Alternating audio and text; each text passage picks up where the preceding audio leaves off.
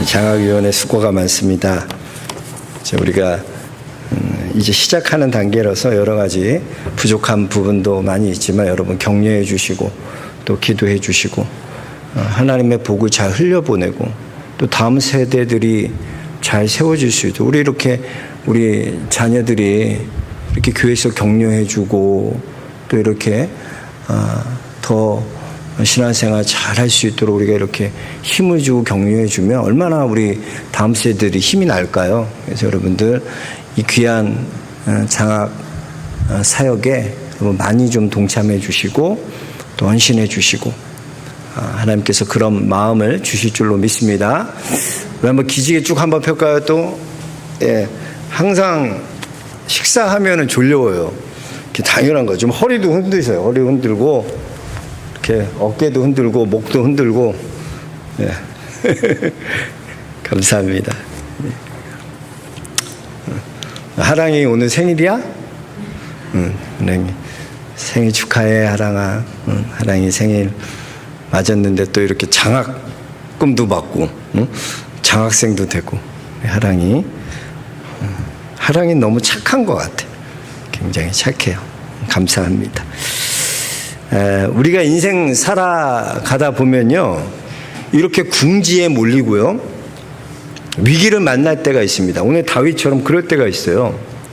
이때 우리는 보면 어떻습니까? 침착성을 다 잃어버리고 허둥대고 흔들릴 때가 많아요. 예전에 저희도 보면 우리 아내가 주원이 어렸을 때죠. 주원이 3살 땐가 그때 한번 이마트 갔다가 애가 핫도그 수제 핫도그 거기 앞에서 같이 먹다가 빙글빙글 돌아가는 이 높은 의자에서 그냥 90도로 넘어가서 애가 떨어져서 머리가 쾅 됐는데 거품을 물고 막 애가 눈이 이렇게 돌아가더라고. 처음 겪는 거니까. 우리 아내가 너무 놀라는 거야. 저도 놀랬죠. 근데 막 울고 막 난리를 피는 거야. 죽은 것처럼 내려가. 그럴 필요가 뭐 있어. 그래서 빨리 가자. 내가 딱 안고 아이를 안고 뛰어갔죠. 사람이 당황하면 이게 이성적인 걸 다 잃어버려요. 그런 일들이 생기면 실성한 사람처럼 될 수밖에 없는 거예요. 오늘 위기만 오면 어떻게든 사람이 그래요. 어떻게든 두려움, 위기는 피하려고 하고요. 욕심은 채우려고 하는 게 인간의 본성이에요. 누구나 그래요. 사람이라면 그렇다는 거예요. 사람은 그래요. 그런 존재라는 거예요. 오늘 보면 다윗도 마찬가지예요. 어떻게 하면 내가 이 위기를 벗어날까 이 생각으로 꽉 차 있는 거예요.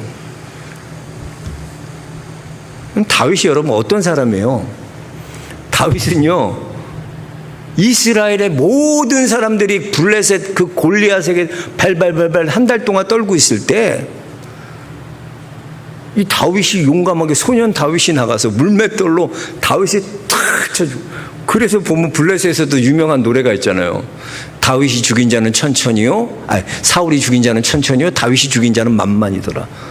이게 아주 유명한 노래처럼 불려지는 영웅이었어요. 얼마나 이스라엘의 대단한 영웅이고 많은 사람들의 존경과 또 명예와 권력을 받고 있는 사람인지 몰라요. 그런데 이런 다윗이 지금 어떻습니까? 한순간에 모든 걸 다 잃어버려요. 자기의 지위며 자기의 친한 친구며 사랑하는 아내며 장인에게 쫓겨서 도망가는 신세며 모든 걸 다 잃어버리고 이렇게 됐다는 거예요. 도망자가 되었다는 거예요. 그래서 다윗이 생각하기는 내가 이제 인생이 이렇게 끝나는구나. 그렇게 다윗은 절망하고 있어요. 공포에 떨고 있었다는 거예요. 이 두려움 앞에서 다윗은 지금 어떻게 하고 있습니까? 머릿속엔 온갖 어떻게 하면 이 어려움을 벗어날까만 생각하고 있어요. 그래서 바울이 택한 길이 뭐냐? 머릿속으로 임기응변해서 이거 거짓을 말해서 이 위기를 넘겨보자라는 거였어요. 자, 우리 2절 말씀 같이 한번 다시 읽어보겠습니다. 2절 말씀 같이 읽어보겠습니다. 다윗이 제사장 아히멜렉에게 이르되 왕이 내게 이를 명령하고 이르시기를 내가 너를 보내는 것과 내게 명령한 일은 아무것도 사람에게 알리지 말라 하시기로 내가 나의 소년들을 이러이러한 곳으로 오라고 말하였나이다. 자, 무슨 말이냐면 이 노비라는 땅은요 제사장들이 거하는 땅이었어요. 근데 다윗이 이쪽으로 사울을 피해서 도망왔단 말이에요. 지금 도망치고 있는 중이에요. 그런데 아히멜렉이 와서 이야 사위 다윗이 왔다고 다 두려운 마음으로 영접했어요. 근데 행색을 보니까 몇 명 안 왔거든. 너무나 초라한 거예요.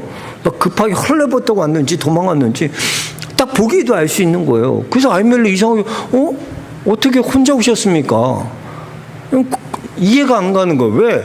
왕의 호위 군대 장관 정도 되면 장관인데 어떻게 근엄하게 위험 있게 막 군사들은 몰고 이렇게 탁 와도 그렇게 오는 게 당연한 건데 이렇게 초라한 모습으로 오니까 아히멜렉이 이해가 안 되는 거예요. 그러니까 다윗이 뭐라고 거짓말합니까? 이게 사실은 말이야, 왕이 나에게 명령을 내린 명령이 있는데 이 명령은 다른 사람에겐 절대 말하면 안 되는 비밀 작전이야. 비밀 명령이야. 그래서 내가 이것을 수행하기 위해서 이렇게 온 거라고. 이렇게 거짓말로 이렇게 위기를 모면하는 것입니다. 어떻게 보면요, 이렇게 다윗이 쉽게 거짓말해가지고 위기를 넘기는 것처럼 보여요. 그래서 보면은 그 제사장이 진설병인 그 먹을 것을 구하잖아요. 진설병도 없고 골리앗이 죽을 때 남겼던 그 칼도, 골리앗의 칼도 얻게 되고 무기도 없고 먹는 것도 음식도 얻게 되고 모든 게 잘 된 것처럼 보여요. 위기가 넘어간 것처럼 보여요. 근데 여러분 그렇지 않았다는 거예요. 자, 보세요. 22장, 요 한 장 넘어서 17절부터 한번 볼까요?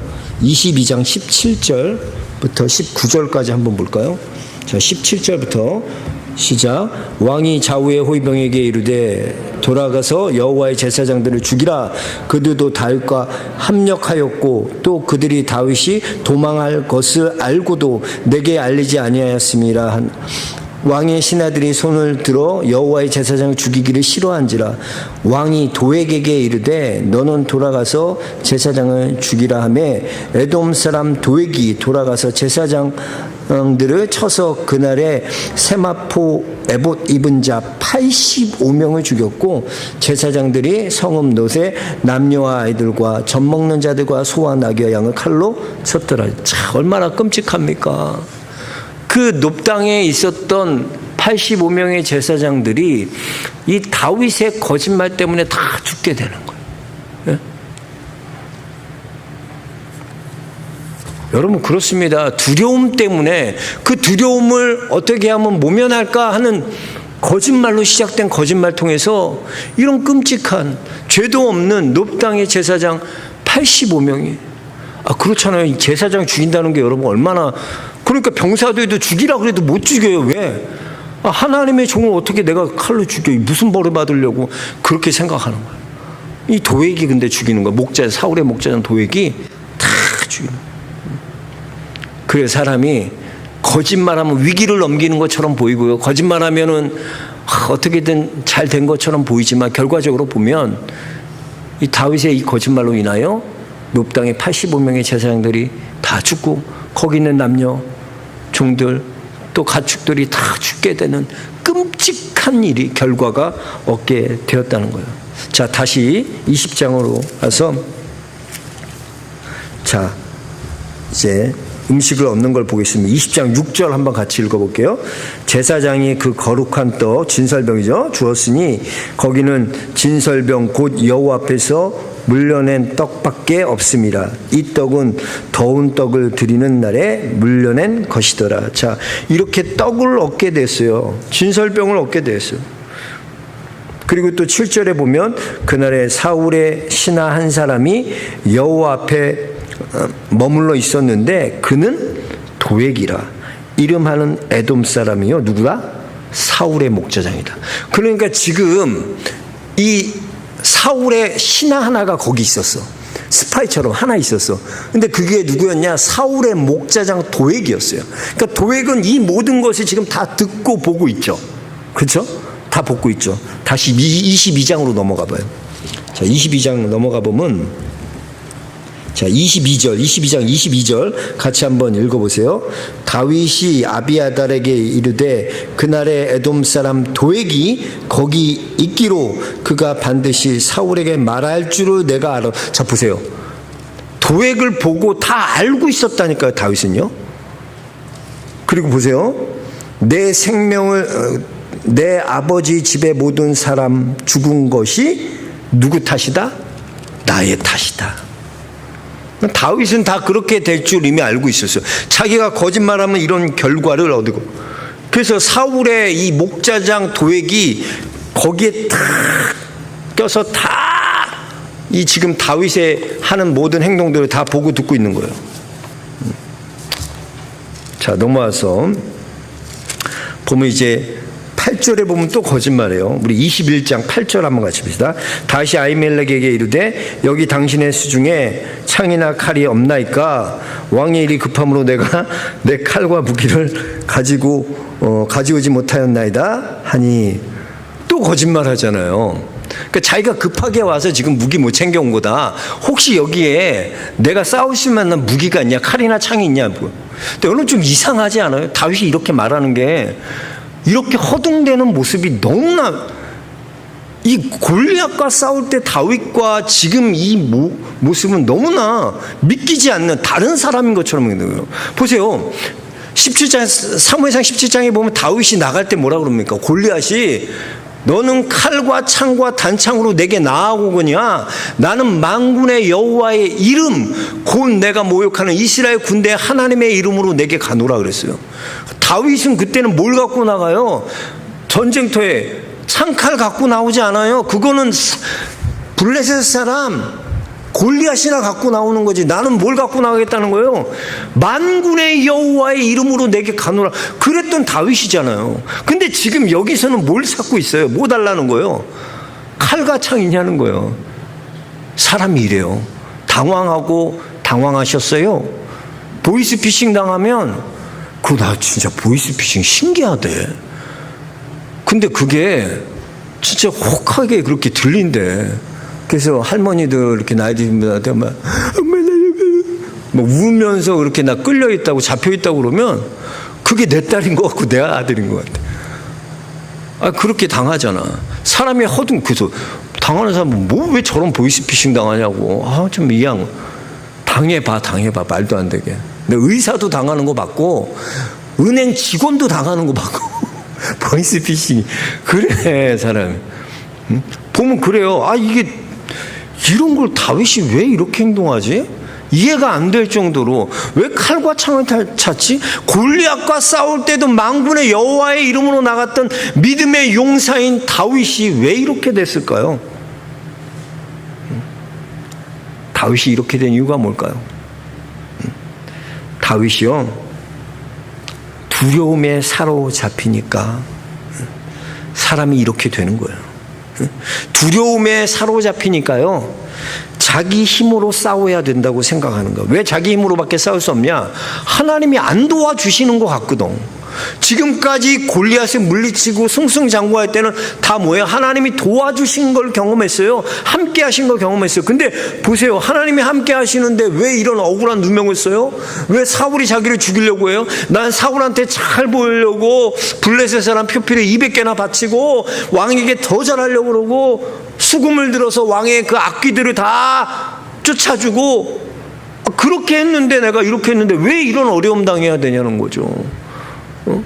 이해가 안 되는 거야. 그러니까 하나님이 나를 버리셨다. 하나님이 날 돕지 않으신다. 다윗은 그렇게 생각하는 거예요. 다윗은요, 여러분 이걸 아셔요. 여러분 믿음의 사람은요, 결과를 하나님께 맡기는 사람이야. 내가 결과를 만드는 게 아니라니까. 근데 지금 보면 다 다윗이 결과를 만들어 가려고 그러잖아. 먹을 것도 내 개로 해서 얻으려고 그러고 무기도 내 개로 해서 얻으려고 그러고. 근데 믿음의 사람의 모습이 아니에요. 믿음의 사람은 결과가 하나님께 있음을 믿는 거야. 하나님께 있음을 믿으니까 정직하게 말할 수 있고 정직하게 행할 수 있어요. 왜? 그래도 하나님 앞에 내가 정직하게 말할 수 있는 이유는 결과가 하나님께 있음을 믿기 때문이야.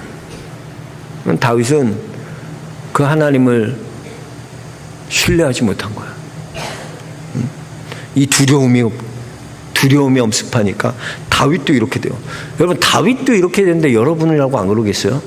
여러분 인생에서 어려움 막 감당할 수 없는 진짜 이런 궁지에 몰리고요.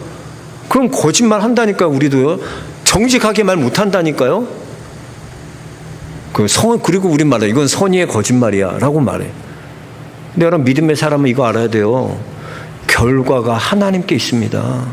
내가 정직하게 말하면요, 손해보는 것 같아요.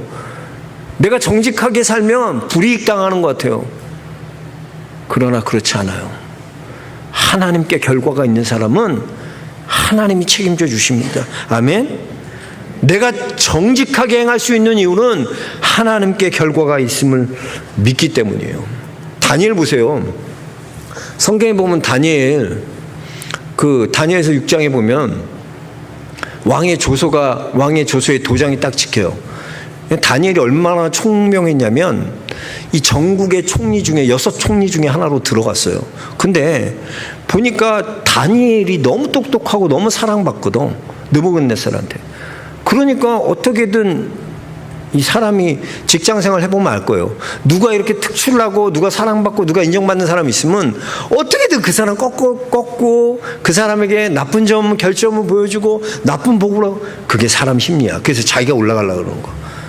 그래서 그들이 꾸민 계책이 뭐냐면 지금부터 30일 동안은 왕 외에 다른 신에게 기도하거나 절하거나 섬길 수 없다는 거예요. 그걸 왕의 조서에 도장을 딱 찍어서, 느부갓네살 왕의 도장을 딱 찍어서 그렇게 하는 사람은 사자굴에 던진다 그랬어요. 그러니까 이건 다 누구를 아무리 흠잡으려 해도 흠잡을 수 없으니까 이런 치졸한 방법을 생각해내는 거예요. 그럼 다니엘이 얼마나 똑똑한데, 여러분, 다니엘이 얼마나 똑똑한데 그거 모를까요?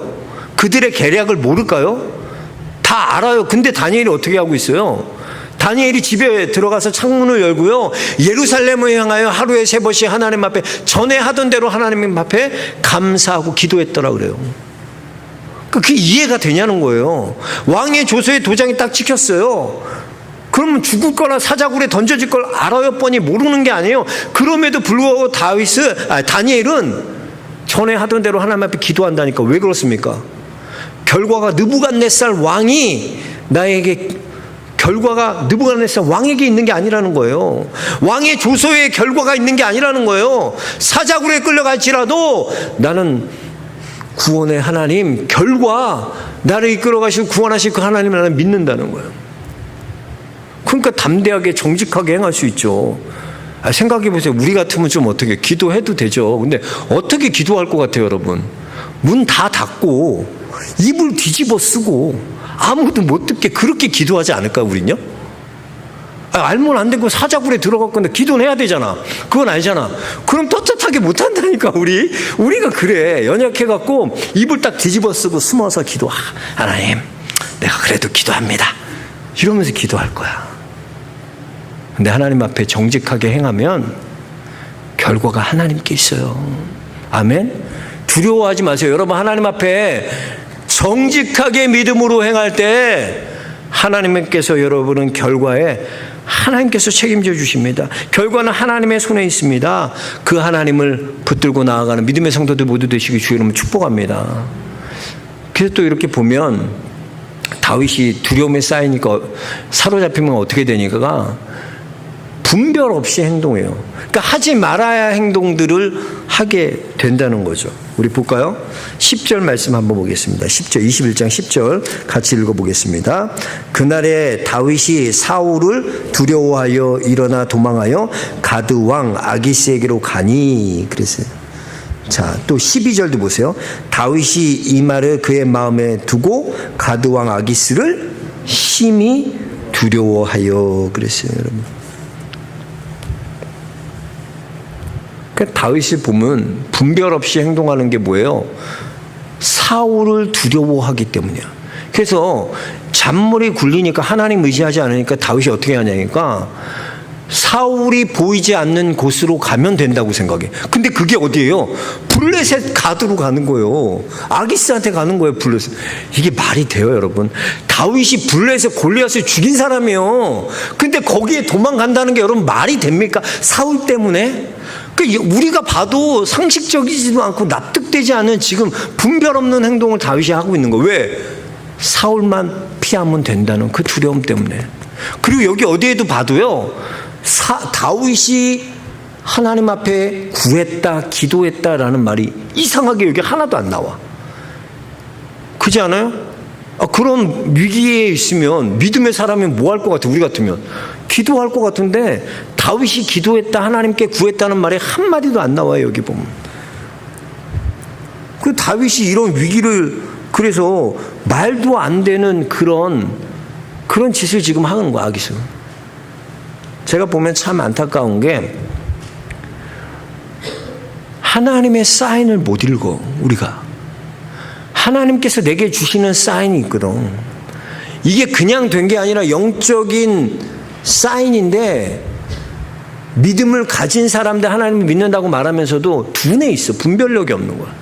그래서 내게 이런 어려움이 오고 고난이 올 때 왜 내가 이런 어려움 당해야 돼, 시련을 당해야 돼가 아니라 그 고난을 통해서 하나님께서 내게 원하시는 것이 무엇인지 분별하여서 하나님께 더 가까이 나아가는 자가 되어야 되는데 오히려 자꾸 다른 이유를 찾아.